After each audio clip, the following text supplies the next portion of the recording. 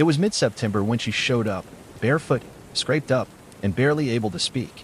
I found her on Route 219, just past Black Hollow Ridge, where the fog comes in thick and low. She was walking right down the middle of the road, swaying like she might collapse. No ID. Just a flannel shirt 2 sizes too big and a look in her eyes that made the hair on my arm stand up. Like she hadn't blinked in hours. I pulled over and called out, thinking maybe she was high or escaped from some kind of group home. She flinched when I stepped out of the cruiser and tried to run, but her legs gave out fast. I caught her before she hit the ground. "My name's Sheriff Dan Mercer," I told her. "You're safe now. Just tell me what happened." She looked up at me with cracked lips and whispered, "Don't let them find me. Please. They'll know I talked." I got her to the station, gave her water, wrapped her feet, tried to get her to slow down and tell me what was going on. Said her name was Mallory, 26. Been missing for nearly 2 months, though I hadn't seen her name cross my desk. She claimed she'd escaped from a cult, said they lived off-grid, deep in the forest north of Gray Pine, a place she called the Orchard. That's where it all started to feel like bullshit. The Orchard's just an old local legend. Bunch of cabin ruins out past Trumbull Creek that teenagers dare each other to visit. I'd gone out there myself as a kid. Nothing but moss, fallen logs, and the occasional snake. She kept going, though. Said she'd been recruited at a gas station near Billings. Told they were an intentional community focused on purity, isolation, survival. That they'd taken her phone, given her a new name, and that she'd been punished, starved, beaten, buried alive overnight for trying to leave. I've heard my fair share of stories. Most of them fall apart fast. But there was something in the way she talked. She didn't embellish. Didn't try to make it sound worse than it was. If anything, she was holding back. Still, I needed proof. So I sent Deputy Reese to drive out toward Gray Pine and check for signs of anyone squatting in the woods. GPS goes out fast up there, but Reese grew up in that area. I figured he'd be back by nightfall. He wasn't. By 9 p.m., I couldn't raise him on the radio or his phone. I told myself it was just a busted signal, maybe a flat tire. Then my other deputy, Kate, came in pale and shaking. She'd just gotten off the phone with her sister, said someone was outside her place out on Sparrow Trail, standing still in the tree line, watching the house. Wouldn't come closer, wouldn't leave. Mallory heard us talking and started to panic. Said, "They already know I'm here. They don't need GPS. They smell you." I'll admit, I lost my patience. Told her if she was messing with me, if this was some meth head hallucination or a grift, I'd find out. She just looked at me and said, "You think you're outside it, but you're not. You never were." I called for backup from the state patrol. Phones were still working then. They said they'd send someone in the morning, but it would take a while, we're hours from the nearest town. That night, the power went out. No storm, no wind, just this low pop, then total darkness. I went outside with a flashlight to check the breaker. That's when I saw it. A figure standing across the street, under the burnt-out lamppost. Too still, too straight, not moving an inch even when I shined the beam right on them. Couldn't see a face, just a shape in a pale, threadbare robe, hands hanging slack at their sides. "Hey," I called out. Nothing. I stepped off the porch and the figure turned, not quickly, not like a person reacting. Just a slow, unnatural swivel of the shoulders, like they were on a lazy Susan. By the time I got across the road, they were gone. I called Kate. No answer. Called Reese again. Voicemail. Called the state patrol dispatcher. The line didn't even ring. Just silence. I went back inside and Mallory was gone. She'd left a trail of blood from her feet leading out the back door. I followed it. Out past the holding cells, into the woods behind the station. That's when I heard them. Whispers. Dozens of them. All around me, but no clear source. Like voices bleeding through a cracked wall. Back where you belong. Name yourself. You forgot your name. You forgot your name. It got louder the deeper I went, until I stumbled into a clearing I didn't recognize, and saw her. Mallory, on her knees in the dirt, arms out to the sides like she was surrendering to the trees. All around her, those same pale-robed figures. No flashlights. No movement. Just standing there, watching her. One of them turned to look at me, and in the flashlight beam, I finally saw a face. It was Reese. His eyes were rolled back, lips moving silently. There was something wrong with his skin, too smooth, like it had been stretched or grown over something else. His badge was gone. So was the person I knew. I took a step back, and my radio crackled on for the first time in hours. But it wasn't static. It was a voice, a woman's voice, whispering in the same cadence I'd heard in the woods. Daniel Mercer, born in the orchard, returned to the orchard. I dropped the radio, because I hadn't told anyone my middle name, hadn't heard anyone say it in years. And suddenly I was remembering things I hadn't thought about since I was a child. A cabin with no windows, meals where no one spoke, dirt floors, a voice humming through the walls at night, and a fire.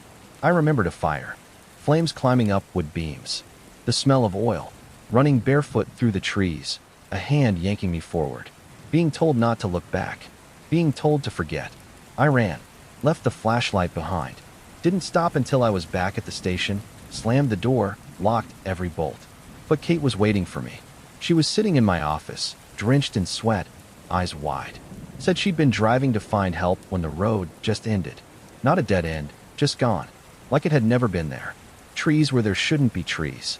And a house she didn't remember, standing where her aunt's farm used to be. I told her everything, even the things that didn't make sense. The figures, the clearing, what I remembered from when I was a kid. And she didn't laugh. She said, "I think they're pulling the town in, folding it." I didn't sleep. Neither did she. We waited for daylight, but the sun didn't come up the way it should. It got dim, like dusk, but never brighter. Phones stayed dead. No cars came down the road. By noon, we saw the first truck drive through town, a Forest Service vehicle. We waved it down. A guy got out, looked confused when we told him who we were. Said there was no town here. Not anymore. That this place had been cleared out decades ago. Fire, he said. Cult activity. No survivors. Then he looked at me and said, "You okay, sir? You don't look well." And I realized he couldn't see Kate. She was standing right next to me, but he looked right through her. I don't think I ever left. I think I was brought back. And now the lights don't turn on. The town map in my office shows roads that don't exist. Mallory's cell is empty. But sometimes, in the dead hours of the night, I hear the holding cell door click open. Sometimes I see Kate walking out into the trees again. And sometimes, I hear a voice coming from the dispatch radio, whispering a name I didn't give them. The name they gave me. The one I was never supposed to remember.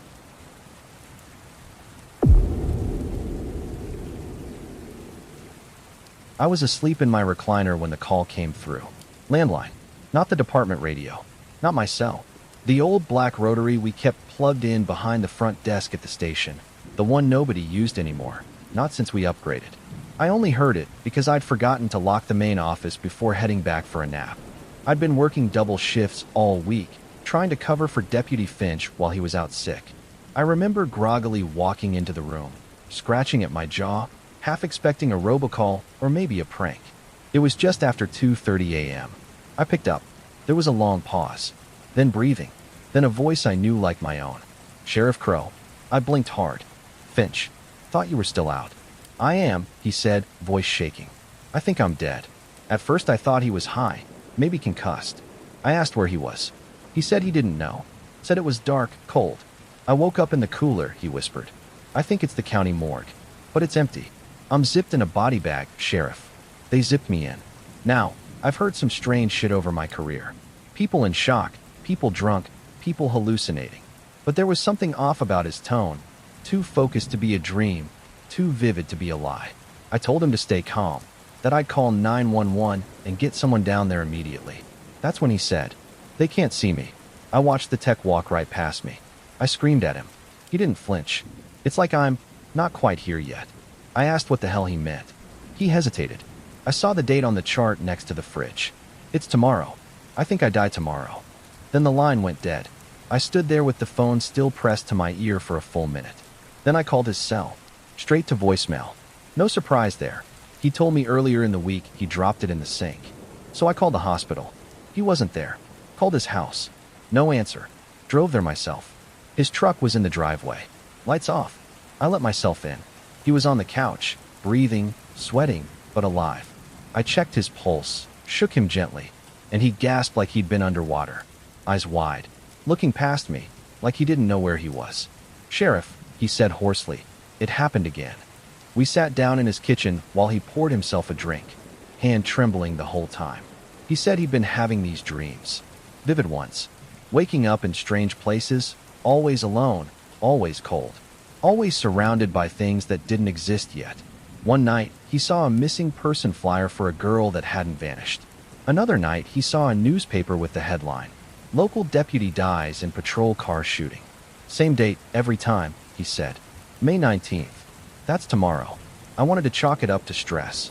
Maybe grief. We'd both been at the scene last week when a kid shot himself in a cornfield. Or maybe some delayed trauma from his time in Iraq. But I couldn't ignore that phone call. That voice. I know what I heard. So I did what I could. I put him on desk duty. I told him not to go out, not to carry a sidearm. I even pulled his cruiser's battery. He laughed and said I was overreacting, but I could see the relief in his face. The next day, May 19th, passed quietly. Until 11:47 p.m. That's when dispatch lit up. Shots fired. Officer down. Mile marker 12 on Ridgeway Loop. I stared at the radio like it had just spoken in tongues. I grabbed the keys to my cruiser, tore out of the lot, and floored it the whole way there. And there, by the tree line, was a sheriff's unit. Lights still spinning. Driver's side door open. Finch was slumped over the wheel.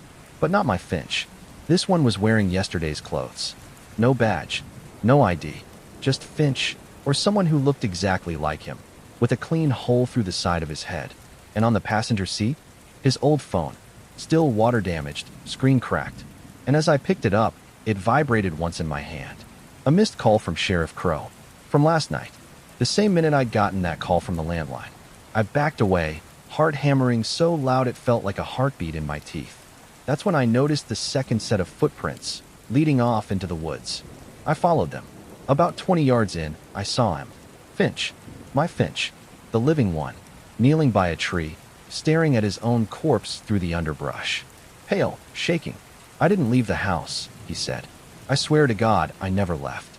And I believed him, because the roads in and out of Ridgeway had been under construction all day. We were the only two with keys to a working cruiser. There was no logical way he could have gotten out there without me knowing. But he had, or someone had. We never found the gun. No shell casing. No fingerprints. Just a dead man in a deputy's uniform and a trail of increasingly impossible events. After that night, Finch changed. Stopped sleeping. Said he saw people watching him through the station glass. People he recognized, old neighbors, old friends. Folks he knew were dead. And worse, he said he sometimes heard his own voice on the radio before a call would come in. Like an echo of something that hadn't happened yet. A week later, he disappeared. No struggle. No sign of a break-in. Just gone. And last night? Last night, the landline rang again. Same time. Same static. And the same voice. "Sheriff Crow, it's me." But this time it wasn't Finch. This time, the voice was mine, begging me not to go out tomorrow. Saying he dies. That something's coming. That they're trying to collapse the days. I don't know what it means. But I haven't gone home. Haven't slept. It's 2:19 a.m. And the phone's about to ring again.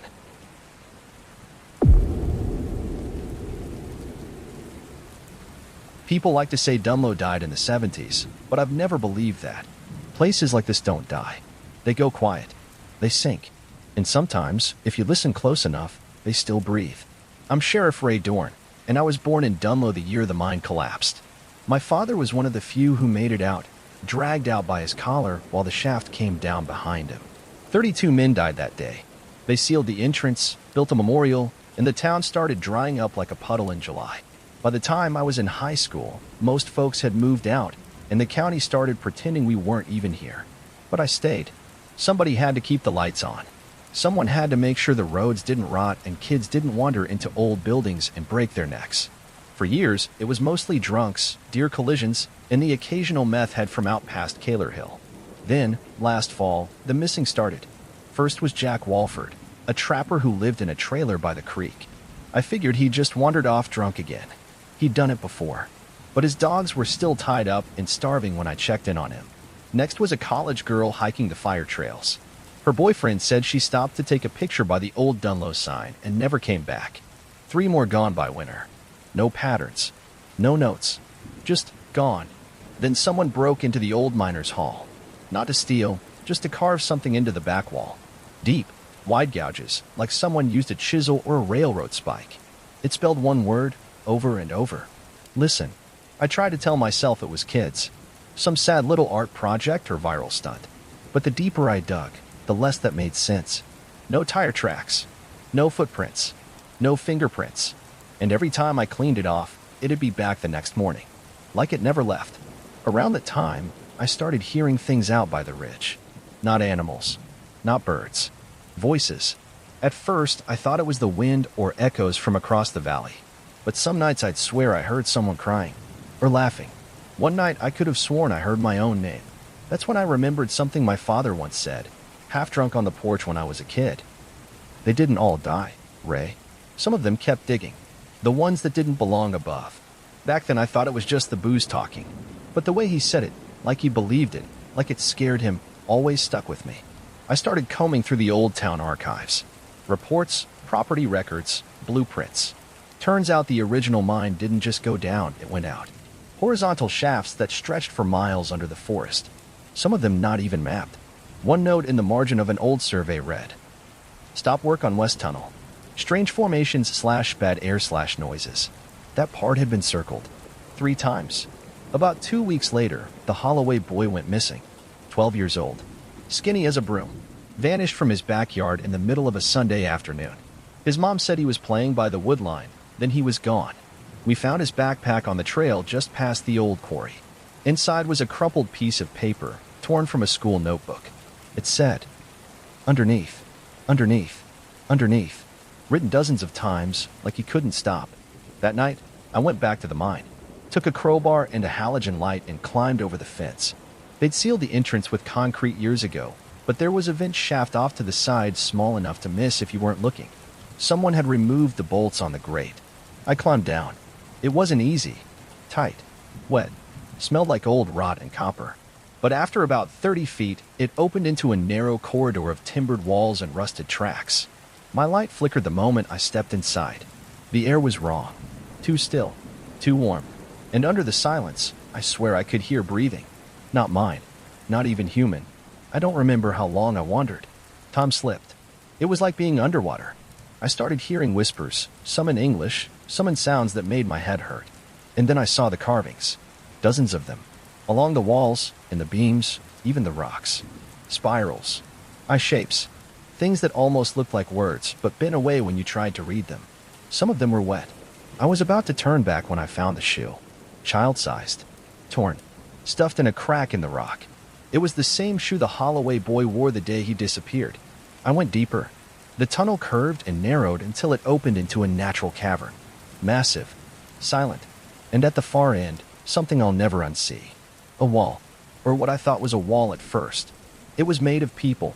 Or what used to be people. Bodies melted together, faces warped into one another, some with mouths still open mid-screen. Their eyes followed me. Their limbs shifted without moving. At the very top, I saw a child's face. Eyes open. Breathing. The light went out. I ran like an animal. Crawled, scraped, screamed my way back through the tunnel until I saw moonlight. My hand hit fresh air, and I pulled myself up, gasping like I'd been buried. I didn't report what I saw. Didn't tell anyone. Just went home and drank until I forgot how to speak. Since then, more people have gone missing. But the strangest part? No one's asking anymore. It's like they don't even remember those folks existed. Even the Holloways moved away like they'd never had a son. I looked them up last week. Their house is boarded up. Tax records say no dependents ever filed. I checked the old school registry. His name's gone. Like the town is forgetting itself. Like it's being erased from the inside out. I think something is waking up under Dunlow. Something that feeds on memory. On people. On time itself. And the worst part? Some nights, when the wind's just right, I hear digging.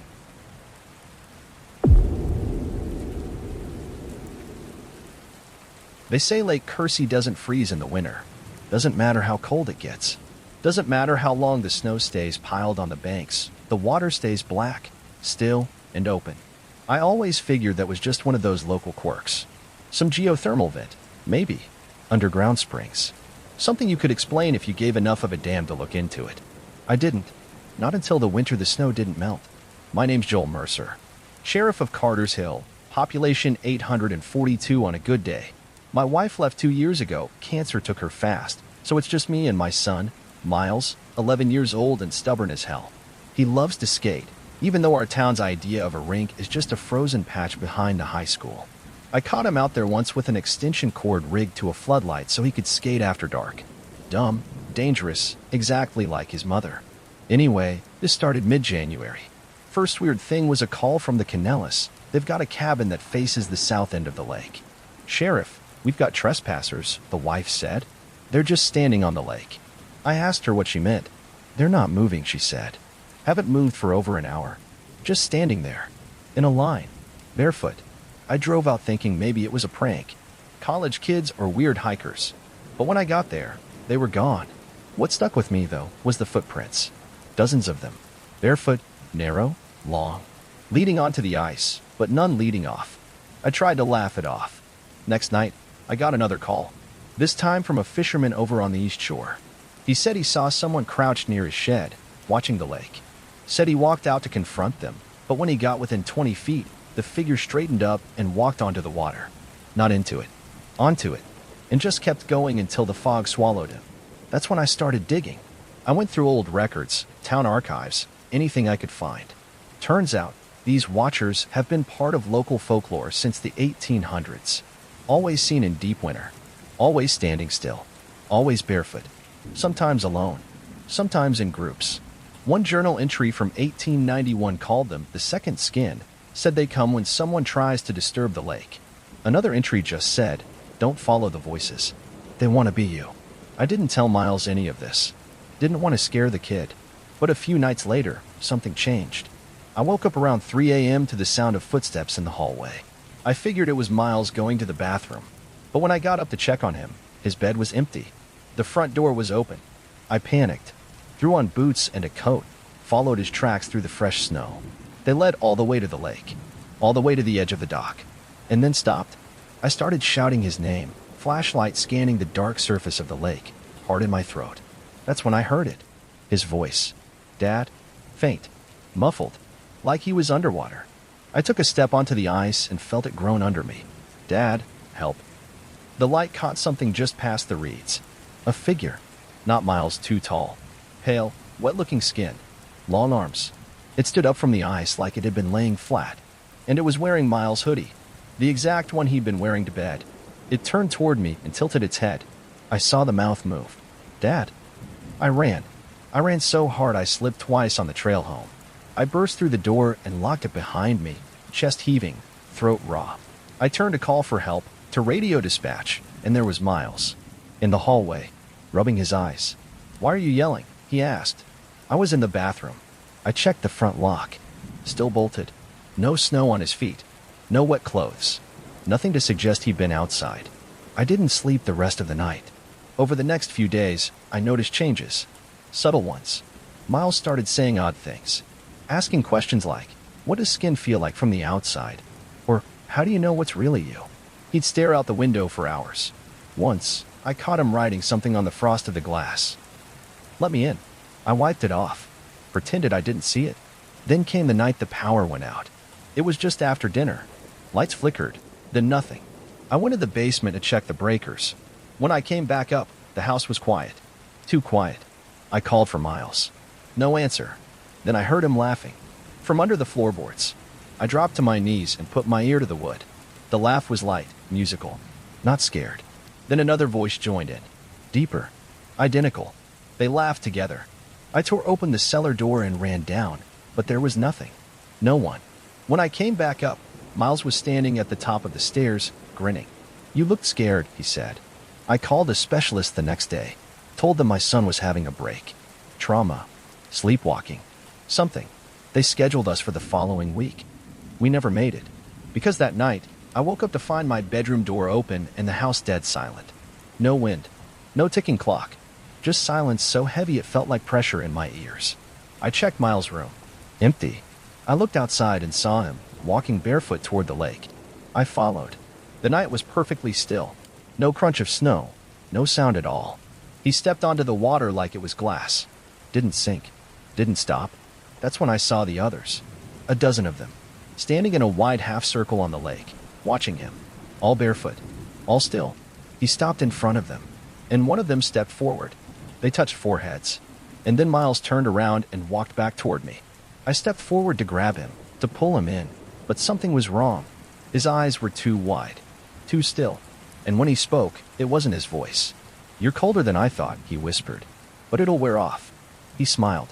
And behind him, behind a thing that looked like my son, the watchers began to sink through the ice, one by one, without making a ripple. I took him home. He eats. He sleeps. He talks. But it's not him. He won't go near mirrors. His shadow doesn't move quite right. And last night, I caught him digging in the yard at 2 a.m.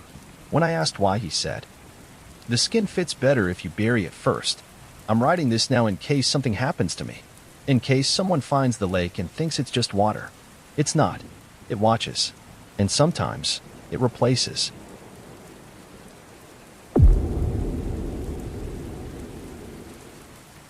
There's a stretch of highway outside our town called County Route 7, but most folks just call it the Ridge. No streetlights. No mile markers. Just two narrow lanes that run through the forest like someone carved a vein through the hills. I've been sheriff of Alder Bend for 16 years, and in that time I've worked every kind of case you can imagine, but I've never felt afraid on patrol. Not until the night we found that bus. It was 3:12 a.m. when dispatch radioed in. Said a driver reported a Greyhound parked on the shoulder about 15 miles east of town. No hazard lights, no flares, no movement. Just stopped. I figured it was mechanical.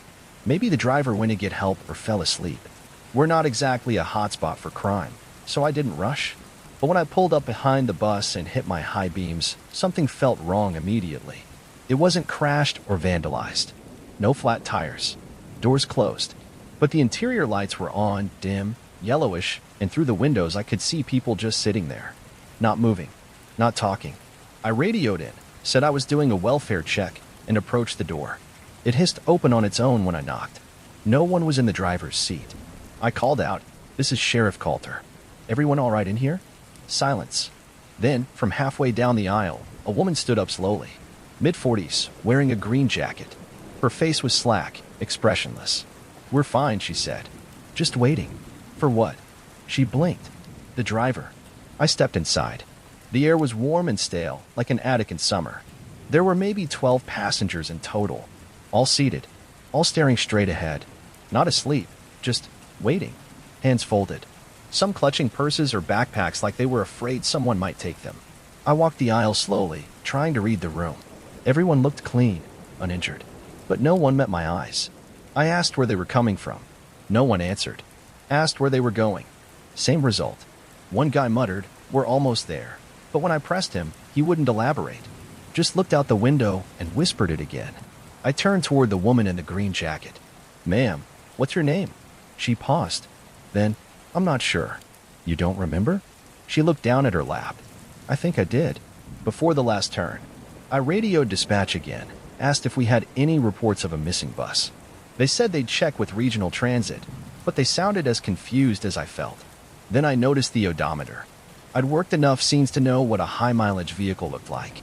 But this bus had a digital trip log mounted above the driver's console, and it read 617.3 miles. 617.3 miles. 617.3 miles. Each entry was stamped with the same time, 2:06 a.m., repeated every few hours. I ran the VIN.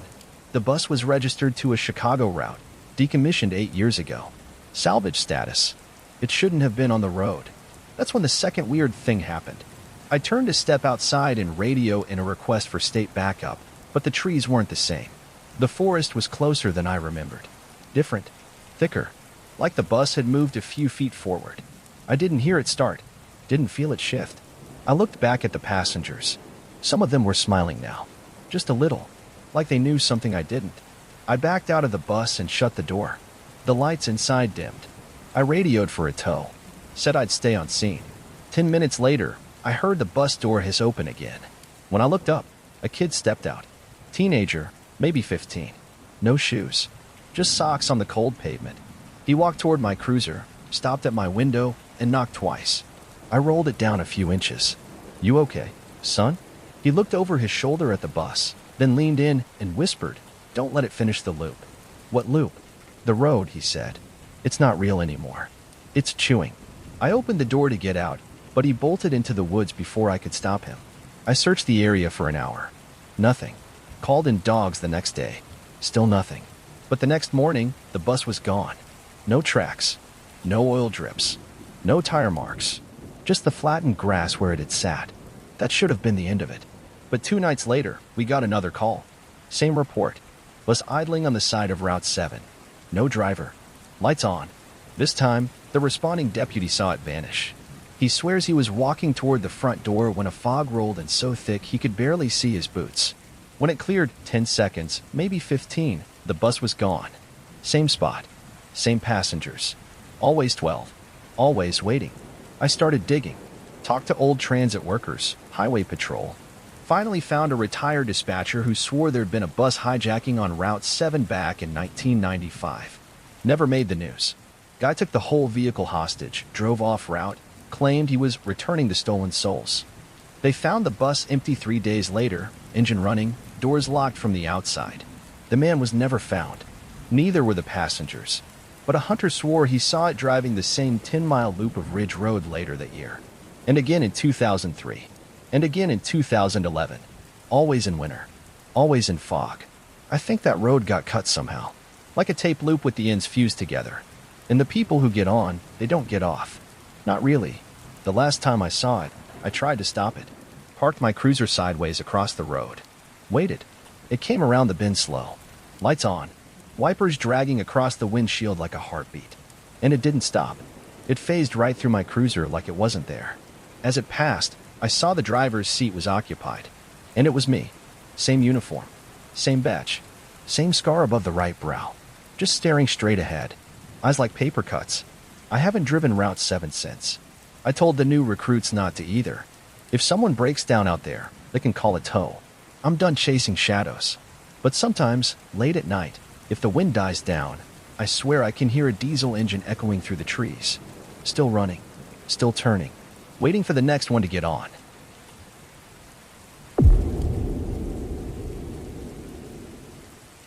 They say the land remembers.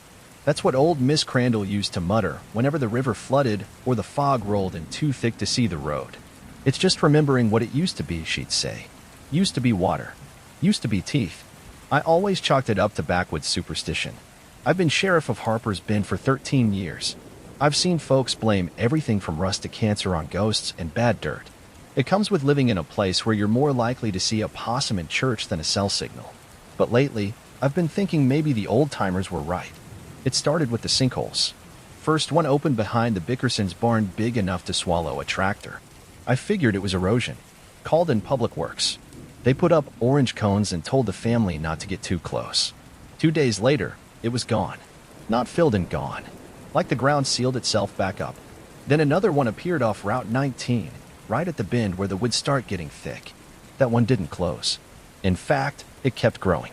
By the end of the week, it was almost 30 feet across. Deep, too. When you shined a light down it, the beam just got swallowed by black. I had the area taped off and called in geological consultants from Charleston.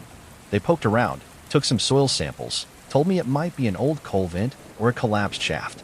But no one could find records of a mine near Harper's Bend. Not one. The morning after they left, I got a call from a logger named Boyd Tanner. Said his dog had run off near the sinkhole and hadn't come back. Claimed he followed its barking down into the trees and found a second hole, one that hadn't been there the day before. Said he heard voices coming up from it. I didn't put much stock in it. Boyd drinks like it's a job, but I drove out anyway. And he was right. Not about the voices, not yet. But there was a second hole. This one smaller, almost perfectly circular. A man could fit through it, barely. The edges weren't jagged like erosion.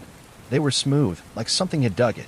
There were boot prints around the edge, but no sign of the dog. I climbed down about 6 feet and called into it, my voice echoing back at me in short, sharp syllables. Then something answered. Not words. Just a sound, like wet coughing. Then a scraping noise, like something pulling itself across stone. I got out of there fast. That night, I couldn't sleep. My mind kept going back to those footprints. The way the dirt had been dragged, not collapsed. At 2:11 a.m., my phone rang. No ID. Just static for the first 5 seconds. Then a voice I hadn't heard in 20 years.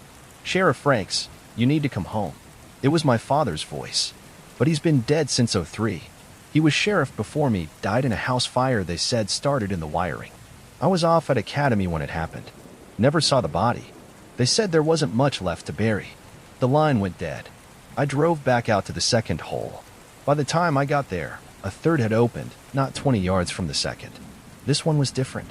Wider. Like a tunnel. Sloping downward. I couldn't explain why, but I brought rope and a harness. Secured it to the front of my cruiser and lowered myself down. The earth swallowed the light fast, and within a few feet I was relying on my helmet lamp. What I found shouldn't exist. There were buildings. Not ruins. Not caves. Buildings. Subterranean structures, like a whole town had been buried beneath Harper's Bend. Storefronts carved into stone. Wooden doors swollen with moisture. Rusted signs hanging by a thread. And worse, I recognized some of them. One was the old feed shop from Main Street. The one that burned down when I was 16. Another looked like the original Baptist church, the one they tore down in '92. But they weren't damaged or abandoned. They were preserved. Like they'd been copied. Grown. I wandered deeper. The layout matched Harper's Bend exactly, just smaller. Narrower. Like a miniaturized version carved underground. That's when I heard the bell. Church bell. Same tone as the one that used to ring through town every Sunday at noon before they removed it. I followed the sound until I reached the old schoolhouse. Inside, I found them. Rows of people. Or things shaped like people. Skin too pale. Eyes too dark. Sitting at desks, silent, unmoving. One of them turned its head when I entered. It had my face. Not a look-alike. My exact face. Same scar on the eyebrow. Same chipped front tooth. And it was smiling. It stood slowly and opened its mouth. But the voice wasn't mine. It was my father's. "You came back," it said. The others rose in unison. I ran. Back through the tunnel. Up the rope. Into the night. But the sky was wrong. No stars. No moon. Just gray. Like a dome. And when I reached my cruiser, it wasn't my cruiser. Same model. Same color. But the license plate read E106. That was my father's unit number. The radio inside was still crackling. I picked up the receiver, and my own voice came through. "Sheriff Franks, come in. We're losing the town. It's folding underneath us." Then silence. I made it back to the surface by sheer force of will. Backtracked. Climbed out through the original sinkhole. By the time I emerged, dawn was breaking. I was back in Harper's Bend. But something's off now. Buildings look similar, but not quite right. Street names are subtly different. The townspeople smile too long when they say hello. And sometimes, when I pass a mirror, my reflection lags behind. I think the holes weren't random. I think they were doorways. And I think I stepped into the wrong Harper's Bend. Or maybe I've always been in the wrong one.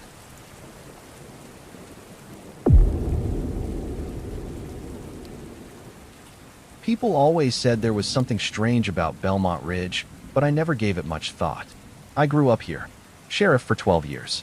Same 4 blocks of downtown. Same 15-mile stretch of Route 9. Same quiet routine of deer hits, noise complaints, and the occasional domestic call. We had fog in the fall and snow in the winter. Nothing sinister about that. That changed on October 4th. It was a Thursday. The weather was supposed to be clear, sunny even. But sometime between 2 o'clock and 2:15 p.m., a fog rolled into town so thick you couldn't see 10 feet past your hood. No warning, no storm system, just here, like a wall. And it didn't move. It wasn't just a patch either. It covered everything past the tree-line. Like the whole valley just got erased. Folks who lived out near Weller Creek called in saying they couldn't find their driveways. Kids on a school bus got stuck just past the split on Old Larch Road. They said they could hear the town's sirens blaring in the distance, but everything outside their windows was gray. And then the hiker went missing.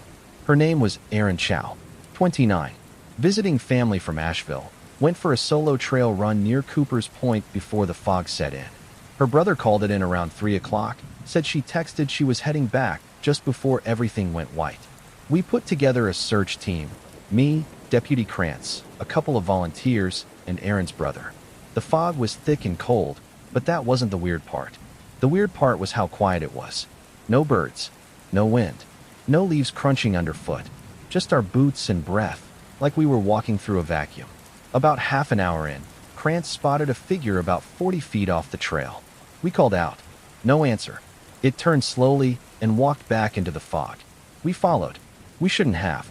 I swear to God we didn't turn around, didn't double back, but somehow we ended up back at the trailhead, like something had folded the woods around us. I checked my GPS dead. So were the radios. Even my watch had stopped. We regrouped, tried again, took a different path, marked our trees with tape. This time we found Erin's running pack, hanging from a low branch. No blood, no sign of struggle, just her bag, zipped and dry. That's when we heard her voice, calling for help. From inside the fog, we ran toward it, shouting, trying to keep her talking. But her voice moved, first ahead of us, then to the right, then behind, like it was circling us. And then Krantz vanished. 1 minute he was 10 feet to my left. The next, nothing. No shout, no sound. Just gone. We called his name for an hour. No answer. We radioed for backup, but the signal didn't go through until we were back at the station. When we played the audio logs from our radios, something was off. Krantz's voice was there, but instead of yelling for help, he was whispering, saying things like, "It sees through me," and "I'm not me anymore." We sent a larger search team out the next day. 30 people, dogs, drones, the whole works. The fog hadn't moved. They found a shoe, some snapped branches, and 2 perfectly folded piles of clothes. And that was it. Over the next few days, more people started acting strange. A hunter came into town babbling about doubles in the woods. Said he saw his own truck parked under the old logging bridge with someone inside who looked just like him, only smiling too wide, like a wax doll. Mrs. Gallows, the high school librarian, came into the station crying, swore her husband wasn't her husband anymore. Said he came home with the same face, same clothes, but stood in the kitchen for an hour just holding a coffee mug without blinking. I brought him in for questioning. He seemed fine, until I asked him about the day he and his wife met. He smiled and said, "We met in the orchard, under the moon." But they met at a gas station. I double-checked with her. She swore by it. Had the receipt from the pump and everything. The fog stayed for 12 days. On the morning of the 13th, it was gone. Just gone. Clear skies. Dry grass. Deer tracks. Like nothing ever happened. We found Krantz that afternoon, walking along the shoulder of Route 9, barefoot and mumbling. Clothes were clean, no signs of exposure. But when I asked him what happened, he just shook his head and said, "You're going to ask the wrong question, and then you'll be me." He wouldn't say another word. That night, I went home and stared at myself in the bathroom mirror for over an hour. I don't know why. I just had this crawling thought that something was off. That my reflection was a half-second behind me. That the light wasn't bending quite right around my face. Since then, other people have reported seeing familiar strangers walking the edge of town after sunset. Always in the distance. Always watching. One woman said she looked out her kitchen window and saw her entire family standing in a row on her lawn. But they were all inside, sleeping. I've been waking up at 3:11 every night. Can't move. Can't speak. Just frozen, listening to something breathe right next to my bed. Last night, I swear I heard my own voice whisper, "Stay on your side of the fog." I think something came back with us. Not just people. Something wearing people. I've started keeping a journal. Taking Polaroids every day. Comparing them. Looking for the little changes. Because I have this sinking feeling I've already been replaced. And no one noticed.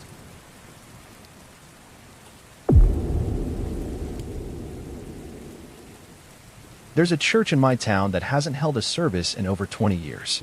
St. Alora's sits up on Mill Ridge, cracked stone steps, whitewashed clapboard, and a bell tower that leans a little too far north. The roof's rotted through in places. The front doors are chained shut. Even the stained glass windows are dull with dust. Most of the town forgot it was ever used.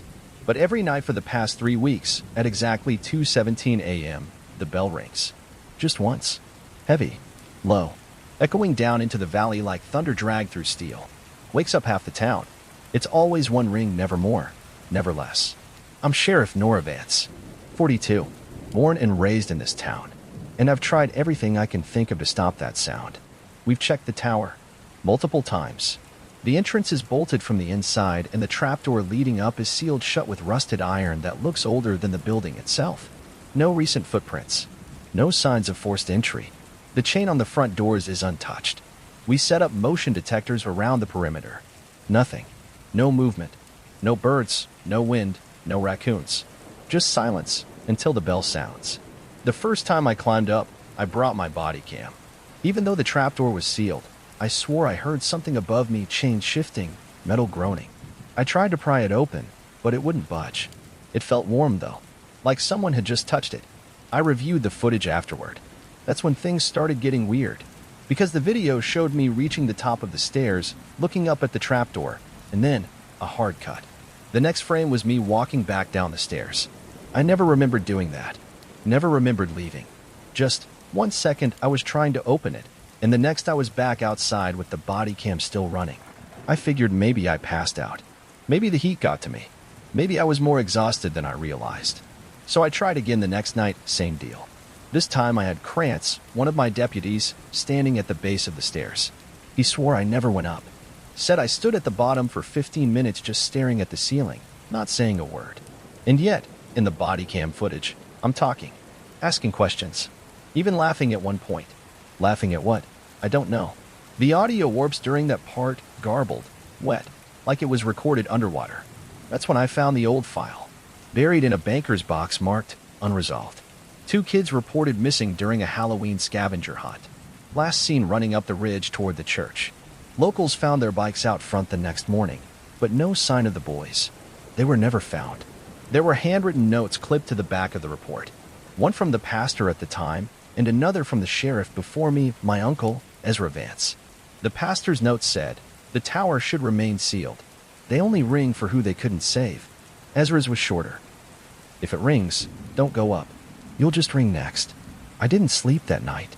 The next day, I questioned some of the older folks. One woman, June Raleigh, looked me dead in the eye and said, "You don't remember the fire, do you?" I asked what fire. She said, "They covered it up." Said it was structural damage. But that bell's been ringing since the night those kids vanished. It only stopped when they locked it from the inside. That night, I posted a deputy outside the church with orders to keep the area secure. Just before dawn, he called me, voice shaking. "There's someone inside," he said. I saw them in the upper window, just for a second. They were looking down at me. I got there in minutes. Stormed the place. This time, I came with bolt cutters, a pry bar, and a full unit. We broke through the front doors. The inside smelled like dust and rusted water. Mold on the pews. Light coming in through warped glass. The ladder to the bell tower was still chained shut. But there was a sound faint, like someone dragging their fingertips along the walls. A whispering echo, too low to make out. We unchained the trapdoor. I climbed up. The first thing I noticed was that the air was warm, stifling. My breath caught in my throat as I reached the top. And the second thing I noticed was the bodies, or what was left of them. Skeletal, upright, woven into the beams and ropes. One small, one adult-sized. Their hands were fused around the bell's rope, bones jutting from dried muscle. The rope wasn't frayed. It was worn smooth, used. I turned, bile in my throat, and caught a glimpse of something painted on the inside of the trapdoor. My own name, not carved. Painted, Nora Vance. 2:17 a.m. October 14th. That was tonight. I fell down the ladder trying to get away. Dislocated my shoulder. Woke up at the base of the pulpit with my deputies looking down at me, shouting. Said I'd been gone for 2 hours. Said I hadn't answered the radio once. I asked for the body cam footage. They showed me. It was me, walking calmly into the church. Up the stairs. Then static. And then a single frame at the very end. A close-up of the bell. And my reflection in the brass, hanging upside down, like I was tied to the rope. It's 2:11 a.m. right now. I'm locked in my office, shotgun across my lap, lights off. I can hear footsteps on the stairs. And in 6 minutes, the bell will ring. If I don't make it to the other side of that chime, and someone finds this, please tell them not to open the trapdoor again. Don't climb the stairs. Don't try to remember what was never meant to be saved.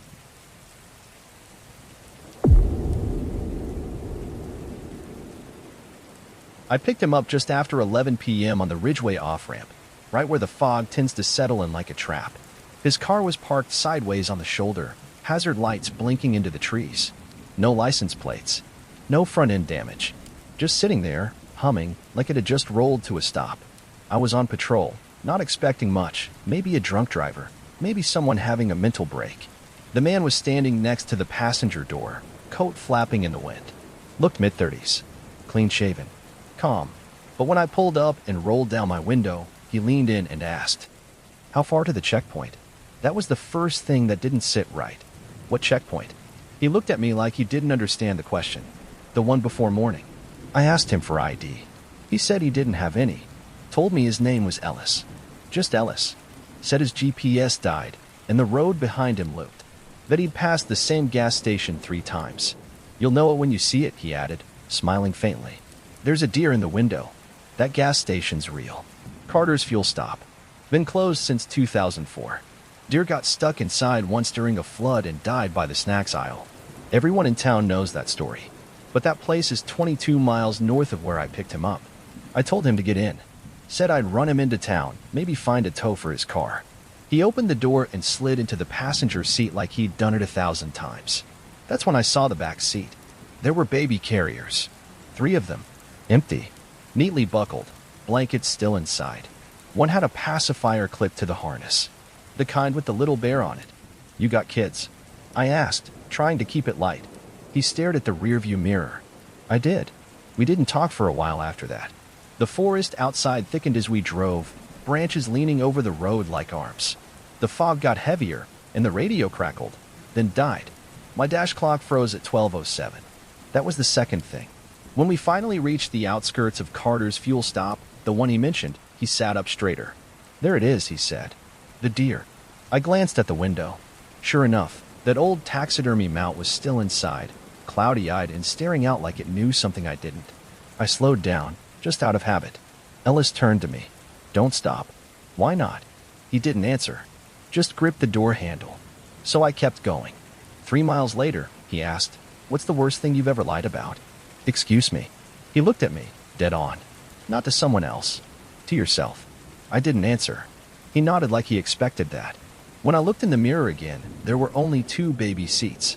I hit the brakes. What happened to the third one? I asked. Ellis didn't look back. There were only ever 2. No.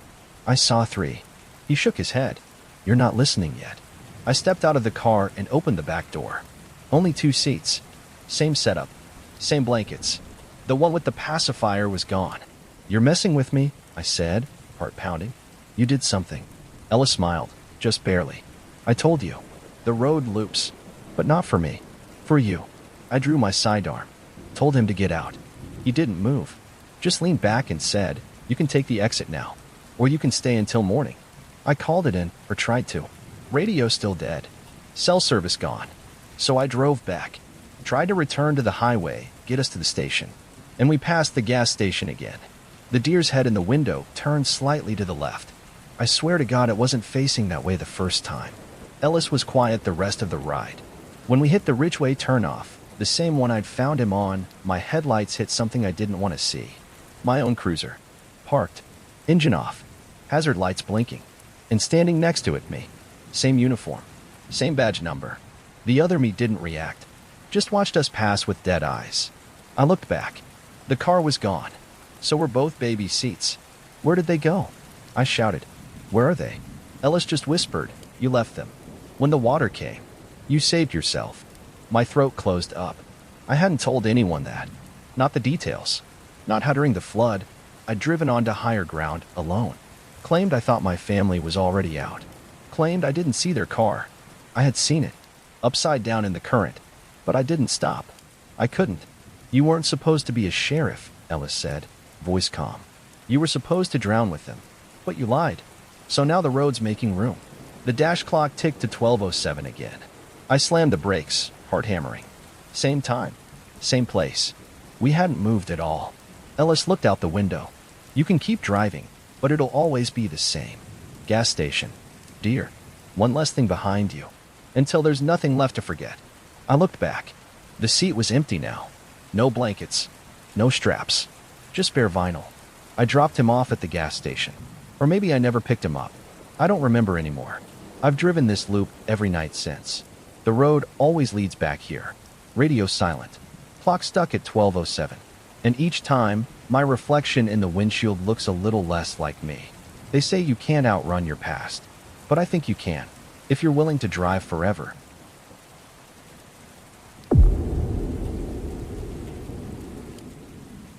There's a place about 8 miles outside of town we used to call East Hollow. Just a stretch of dense forest and rolling dirt hills between the county line and the old quarry. It was the kind of place that didn't really belong to anyone. No signs, no fences. Locals would hunt there in the fall. Kids would drink there in the summer. But no one ever lived there, and no one ever stayed long. That changed when the state bought it last spring. They called it a conservation effort. Something about preserving native ecology and rerouting groundwater. They sent surveyors, then contractors. Then, suddenly, no one. Just stopped showing up. Like the project never happened. Then people started going missing. First, it was a hiking couple from out of state. Left their car parked at the trailhead near Carter's Ledge and never came back. A week later, one of our local teachers vanished while taking her dog for a walk in the same area. We found the dog. Dead. No visible wounds. Just lying there stiff, like it had been dropped from the sky. Then came the rescue team. 3 park rangers, well-equipped, GPS, radio contact. I was on the line when they went in. They reported weird terrain anomalies almost immediately. Claimed their maps didn't match the ground. That the sun seemed to move faster once they crossed a certain ridge. One of them swore he could see his own group walking ahead of him, but when he caught up, the others said they never stopped. Then the radios cut out. We never heard from them again. That's when I decided to go in myself. I'm Sheriff Drew Halley. I don't spook easy. I've done 20 years in this uniform, and I've seen what meth heads, mountain lions, and desperate men with rifles can do. But this felt different. Wrong. I took a 2-man team, Deputy Rourke and a guy from forestry named Jennings. We brought maps, paper, and GPS, 2 radios, and marked our trail every 100 feet with orange tape. We crossed into East Hollow just after dawn. It took less than 30 minutes to realize we were in trouble. The forest changed behind us. Not gradually, instantly. One moment, I could see the trailhead in my rear view. The next, it was just gone. Swallowed by trees I didn't remember walking past. Rourke checked the GPS, frozen. Jennings looked at the compass. It spun twice, then stuck pointing west, which was now behind us. We decided to head back. Walked the same direction for almost an hour, following our own trail markers. Except we didn't find a single one. Until we did. 5 at once. Clustered around a tree we'd never seen before, one that had a scar across its trunk like something had bitten into it. The tape looked aged, sun-bleached, like it had been there for months. That's when I noticed something else. Every third tree had a carved symbol. Not initials. Not graffiti. Clean, circular grooves. Like an eye. Or a lens. Jennings started breathing heavy. Said we were being watched. I told him to calm down, probably just local kids screwing around. Then he said something I'll never forget. If this is a prank, why is your name carved into that tree? I looked. He was right. D. Halley. July 9th. First walk. That was the exact date. And my name. In my own handwriting. I hadn't carved it. We pressed on. By noon, Rourke spotted movement. A person walking about 100 yards ahead. Looked like a woman in a red hoodie. We called out. No response. She disappeared behind a ridge. We chased her. What we found instead was a tent. Old. Molded at the base. Inside were notebooks, water bottles, and a phone with a cracked screen. The name on the driver's license was the teacher who went missing. But the strangest thing was the notebook. It was filled with hand-drawn maps, dozens of them, all different. None of them matched. In the margin sheets scribbled messages. The sun resets. Don't follow your own voice. They learn your shape. Time is the trap. Then, in all caps. If you see yourself, run. That's when the forest went quiet. Completely silent. No bugs. No birds. Even our footsteps felt muted. Like we were walking on wet carpet instead of dirt. And then we saw me. 40 yards away, just past a break in the trees. Standing. Looking right at us. It was me, same jacket, same posture, same sidearm. I raised my hand slowly. It raised its hand, but not mirroring. Matching. Like we were on the same side of the glass. Jennings ran. Took off screaming into the trees. I chased after him, but Rourke grabbed my arm. Look at your radio, he said. It was on. Crackling. And my own voice came through. Don't chase him. He's already gone. You're walking your second loop. Head north.